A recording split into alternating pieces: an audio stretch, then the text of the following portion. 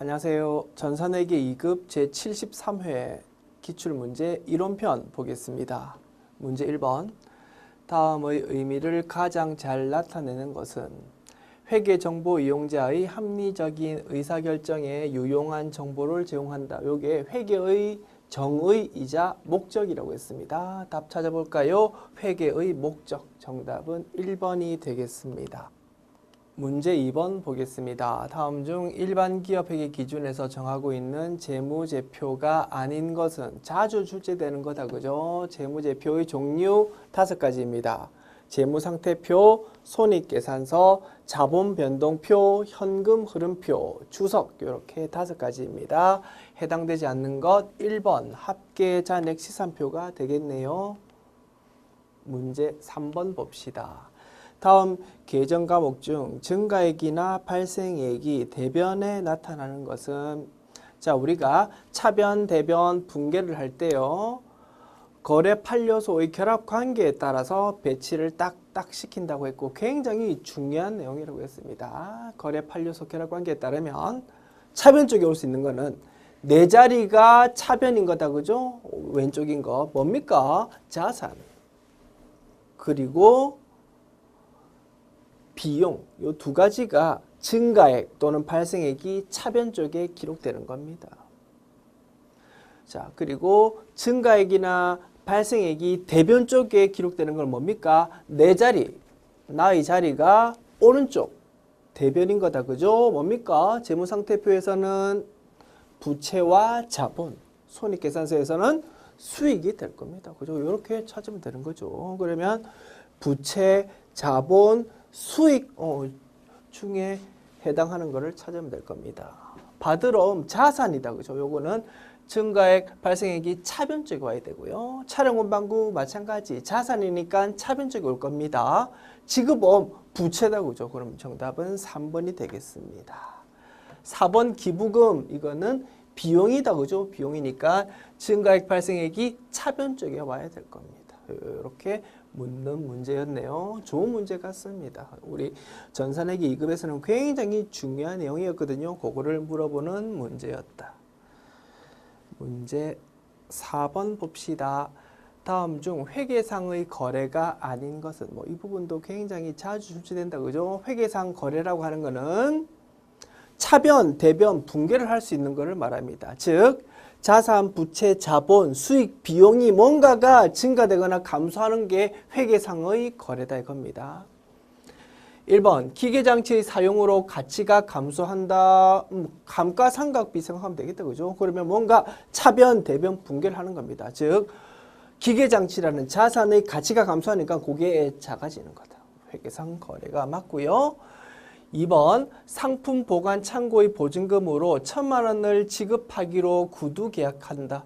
보증금을 준다. 그러면 차변, 대변 회계 처리하겠지만 이거는 그게 아니고 줄게라고 계약만 했다 이겁니다. 계약 자체로는 자산, 부채, 자본, 수익, 비용이 전혀 바뀌지 않거든요. 그러면 이 상태는 회계상 거래는 아니다 이겁니다. 정답은 2번. 3, 4번도 읽어볼게요. 3번 거래처에서 상품 200만 원을 외상으로 매입했다. 외상으로 상품 샀다 이겁니다. 그러면 차변, 대변 회계 처리하는 거지. 4번 결손 아동을 돕기 위해서 10만 원을 기부한다. 차변의 기부금 이렇게 회계 처리하는 거잖아. 그죠? 그래서 나머지 내용들은 회계상 거래가 맞다. 문제 5번요. 다음 설명 중 밑줄 친 가와 관련 있는 계정으로만 나열된 것은 부채는 과거의 거래나 사건의 결과로 다른 실체에게, 다른 거래처에게 이렇게 생각하시면 되겠다. 그죠?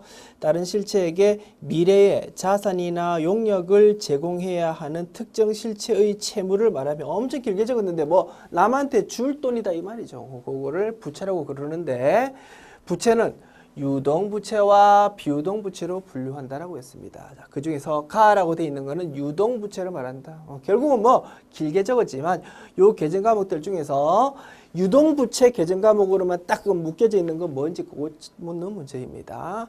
외상매입금 유동부채고요. 단기차입금 유동부채다. 그죠? 정답 1번이네요.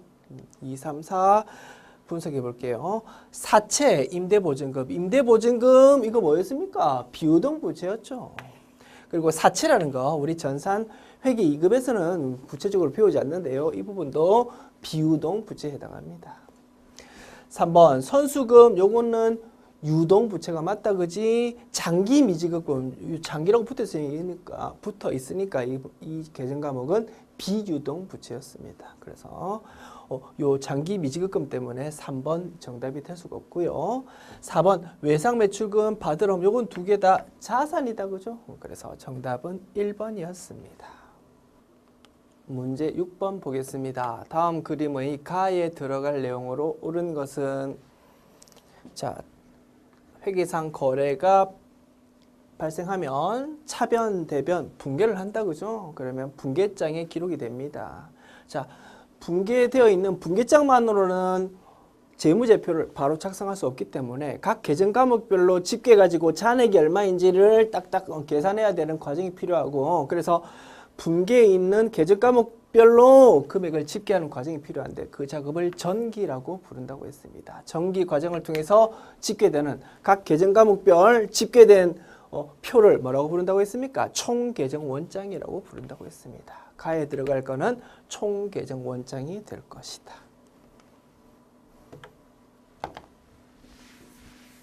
문제 7번 보겠습니다. 다음 중 현금 및 현금성 자산에 해당하지 않는 것은 이 부분도 자주 출제된다 그죠? 현금 및 현금성 자산은 통화와 통화 대용 증권을 합한 현금 그리고 언제든지 뽑아 쓸 수 있는 보통예금, 당좌예금 같은 요구불 예금 그리고 취득일로부터 만기일이 3개월 이내에 도래하는 금융상품들 그거를 현금성 자산이라고 불렀다고 그죠? 요 현금성 자산 요 세 가지를 합한 거를 현금 및 현금성 자산이라고 부른다고 했습니다. 현금, 요구불 예금, 현금성 자산 요 세 가지 합한 거를 자, 그거가 아닌 거를 찾아보면 되겠네요. 현금, 요건 현금이 들어가는 거고요. 보통 예금, 요구불 예금이다 그죠?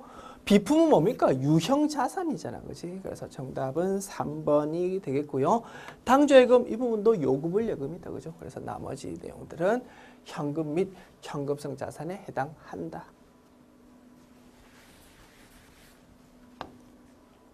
문제 8번요.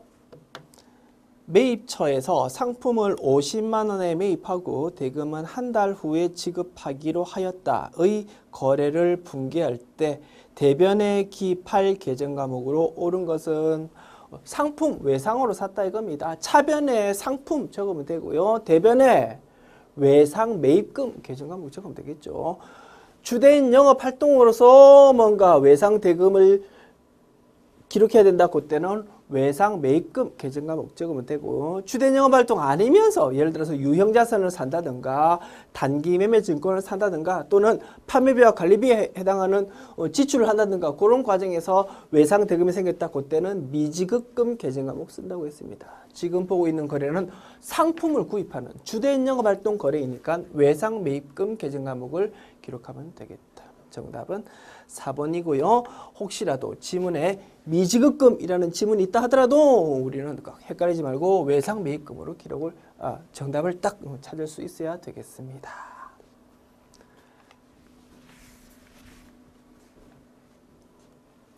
문제 9번 봅시다. 거래처에 상품을 500만 원에 판매하기로 하고 계약금 판매 금액의 10%랍니다. 요거를 거래처에서 발행한 당좌 수표로 받았답니다. 이에 대한 분개로 옳은 것은 자 계약금 받았다 이겁니다.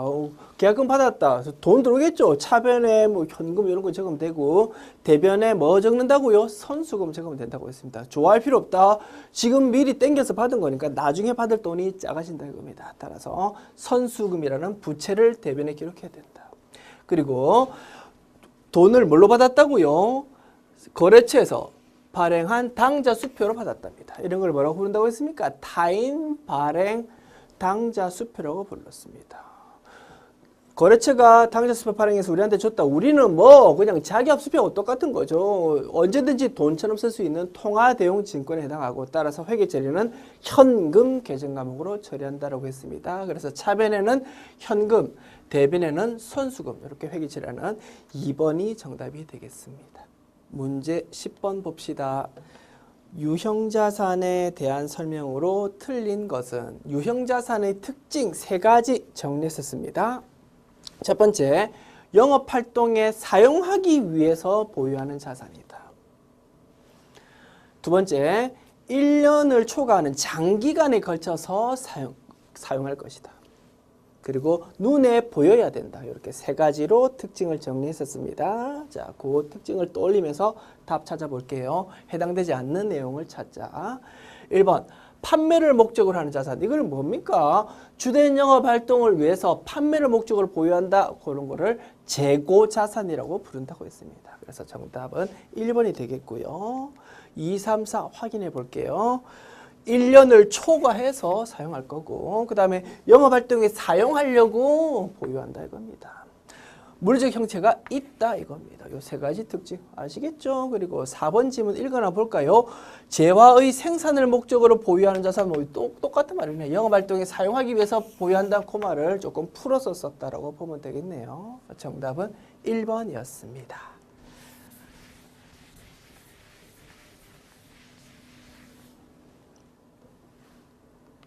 문제 11번. 다음 중 거래 결합 관계에서 성립할 수 없는 것은? 거래 판례소의 결합 관계 그거 묻는 문제다. 그죠? 자, 차변의 자산의 감소 틀렸죠. 자산은 나의 자리가 왼쪽이니까 증가하는 경우는 차변에, 반대로 감소할 때는 대변에 그렇게 기록된다고 했습니다. 자산이 감소라면 대변에 와야 되죠. 자산이 증가라면 반대로 차변에 와야 되죠. 그래서 1번이 틀렸다 이겁니다. 2, 3, 4 마저 읽어봅시다. 2번 부채의 감소. 부채, 나의 자리는 오른쪽입니다. 대변. 그런데 부채가 증가하면 당연히 대변에 기록되겠지만 반대로 감소한다면 차변에 기록될 겁니다. 맞죠? 부채의 증가, 대변에 기록되는 거 맞고. 자산 나의 자리는 차변입니다. 왼쪽. 그러면 증가한다면 차변에 기록되고 감소한다면 반대로 대변에 기록될 거고. 수익, 나의 자리가 오른쪽입니다. 그죠? 그래서 증가한다면, 발생한다면 이렇게 부른다고 했습니다. 수익 비용은 증가 대신 발생이라는 단어를 쓴다고 했었죠. 수익은 증가한다면 대변에 기록될 겁니다. 나의 자리가 오른쪽이니까. 자산의 증가 차변 맞고요. 자본의 증가. 자본 나의 자리가 오른쪽이죠. 대변. 그러면 증가하면은 대변에, 반대로 감소한다면 차변에 기록될 겁니다. 그래서 나머지 내용들은 맞고 1번이 틀렸다 이겁니다.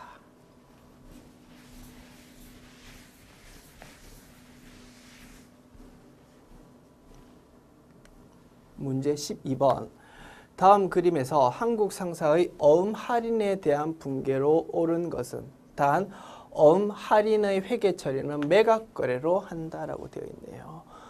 우리가 가지고 있는 받을어음을 은행 가가지고 할인하는 거래 배웠습니다. 할인이란 거 의미가 뭐라고 했습니까? 어음에 만기가 적혀 있거든요. 그러면 어음을 발행한 회사에 그 만기가 되었을 때 가가지고 돈 주세요라고 하면 되는 건데 만기까지 기다리기가 너무 힘들다 이겁니다. 우리 회사는 지금 당장 돈이 좀 필요하다. 그러면 그 어음을 가지고 은행에 일단 갑니다.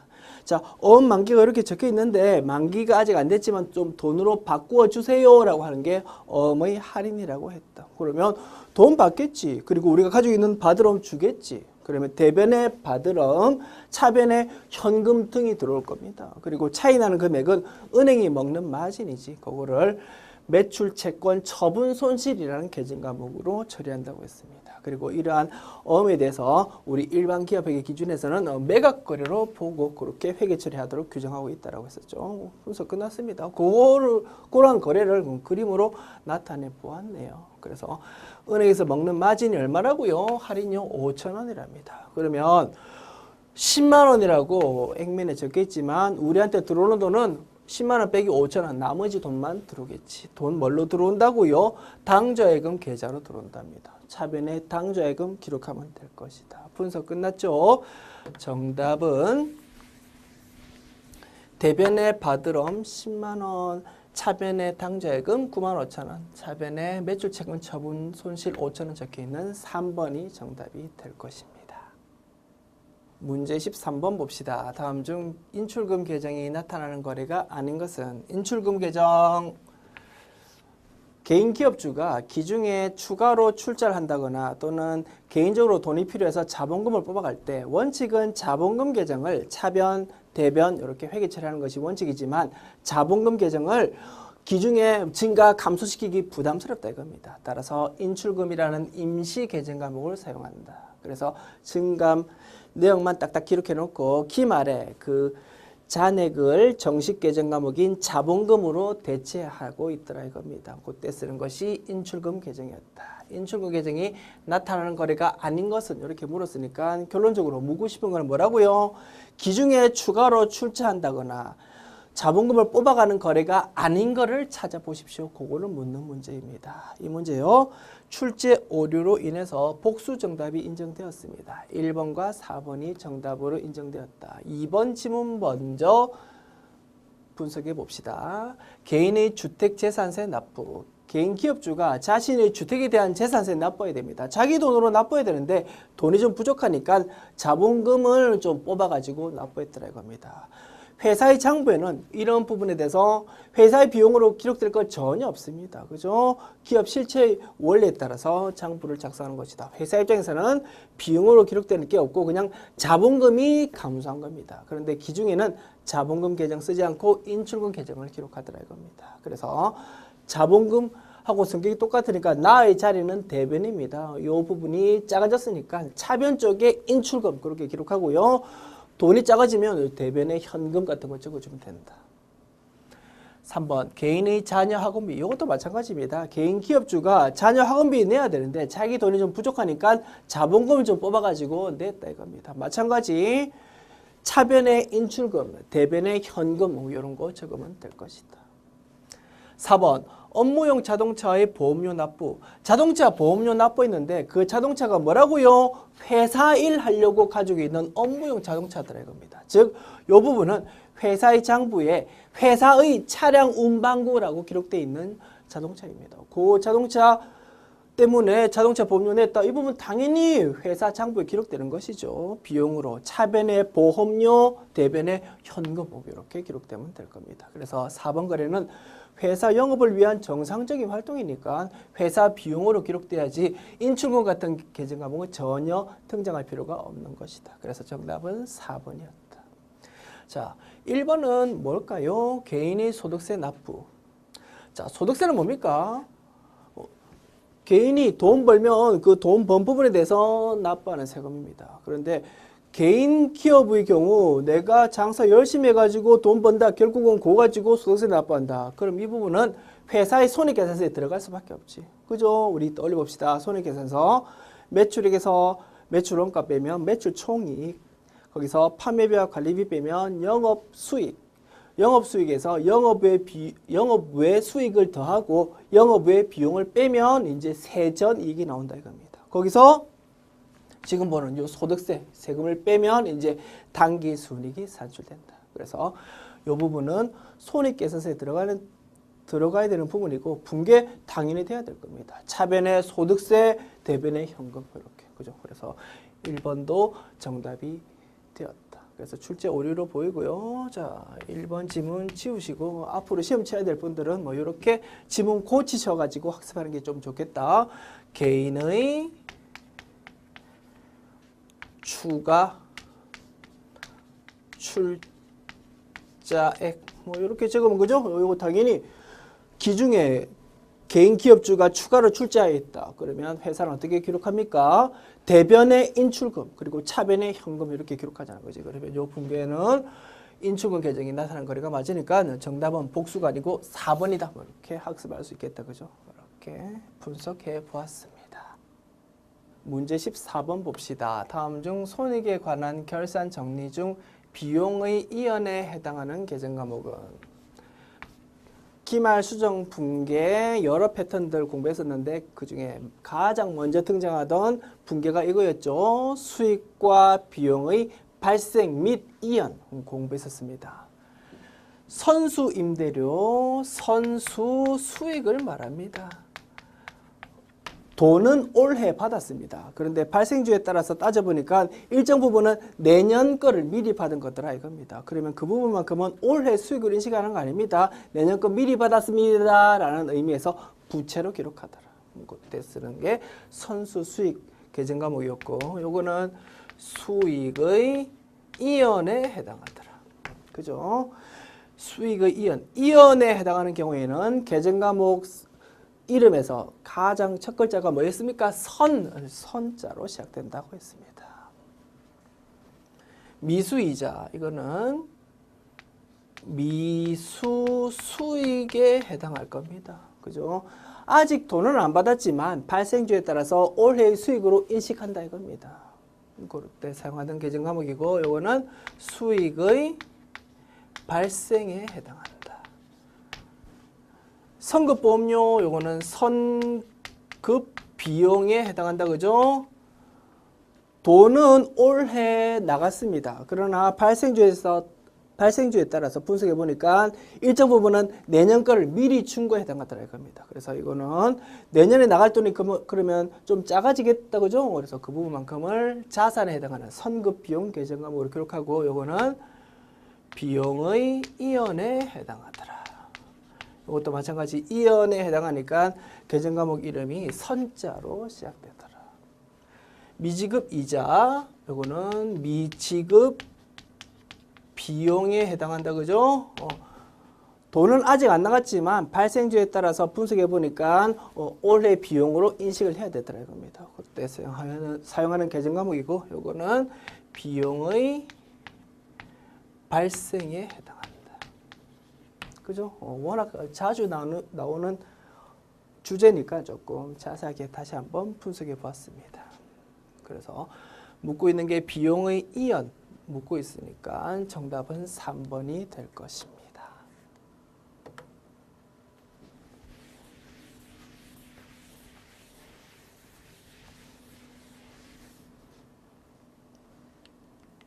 문제 15번. 다음 자료에 의하여 회계기간이 1월 1일부터 12월 31일인 회사가 결산일에 계상하여야 할 감가상각비는 얼마일까? 기계장치 구입액 3천만 원, 전기 감가상각 누계액 300만 원. 내용연수 5년, 잔존가치는 없고요. 감가상각 방법은 정액법이랍니다. 정액법에 따른 감가상각비, 취득원가, 여기 적읍시다. 취득원가 마이너스 잔존가치, 요거를 내용연수로 나눈다 이겁니다. 그죠? 취득원가 얼마입니까? 3천만 원입니다. 잔존가치 0입니다. 3천만 원을 몇 년 동안? 5년 동안 이렇게 나눈다. 그러면 3천만 원 나누기 5 하면은 600만 원 나옵니다. 그래서 5년 동안 해마다 600만 원씩 따박따박 감가상각비 인식하자. 그것이 정액법이었습니다. 정답은 600만 원이고요. 자, 정액법의 감가상각비 계산할 때 전기 말까지 인식해가지고 쌓여있는 감가상각 누계액 이런 거는 사용되지 않죠. 그죠? 이 부분은 정률법 감가상각비 계산할 때 사용되는 정보일 겁니다. 그래서 우리 요 정보는 우리를 혼란시키기 위해서 딱 넣어놓은 정보다라고 분석할 수 있겠네요. 됐습니다. 정답 600만 원 4번이 되겠습니다. 지금까지 제73회 전산회계 2급 이론편 살펴보았습니다. 수고하셨습니다.